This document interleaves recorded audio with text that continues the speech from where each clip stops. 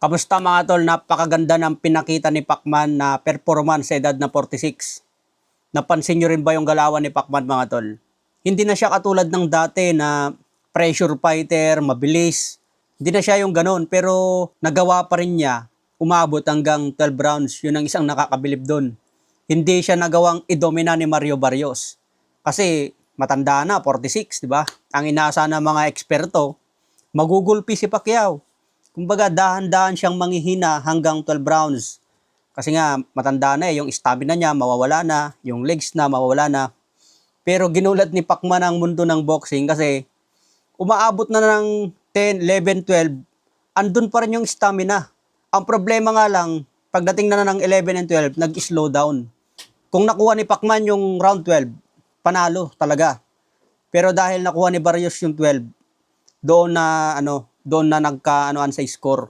Kaya ang resulta majority decision, majority draw pala. So sayang mga tol, kasi kung nanalo si Pacman diyan, history sa ating mga Pinoy. Kasi si Pacman inducted na sa Hall of Fame, tapos lumaban pa sa World Champion. Tapos kung manalo, isang Hall of Famer na naging champion.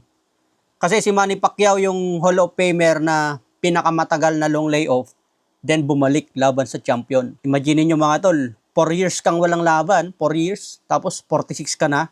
Pagbalik mo, 2 buwan ka lang nag-training. Tapos yung kalaban mo, champion pa. 16 years na mas bata. Sinasabi ng iba, baka malaki talaga respeto ni Barrios. Hindi niya tinodo. Pero alam kasi ni Barrios mga tol, na may lakas si Pacquiao. Kasi sabi ni Barrios, naramdaman niya yung mga power punch ni Pacman eh. Kaya doon siya medyo nag-alanganin na bumanat talaga. Kasi may tendency kapag sugod din si Barrios, talagang nakipagdikdikan din, pwede siyang makounter ni Pacman kasi nandun pa rin yung timing ni Pacman eh. Nakita nyo ba yung laban mga tol? Andun pa rin yung counter, solid.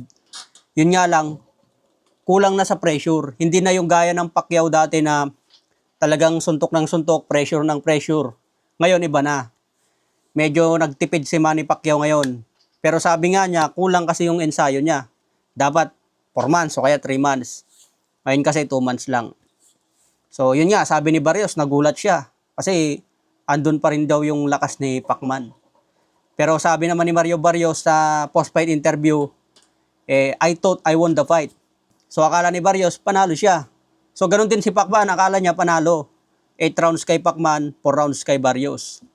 Pero ganun talaga, masaya naman tayo sa naging draw. Kahit si Pacquiao sana ang nanalo doon, ang naghabol kasi kay Barrios yung jab niya, marami kasing patama.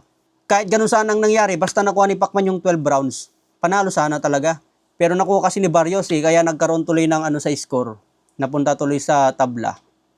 Okay mga tol, bukas update natin yun sa kabilang channel ko. Reaction lang tayo dito, sayang talaga yung posta natin na ulats.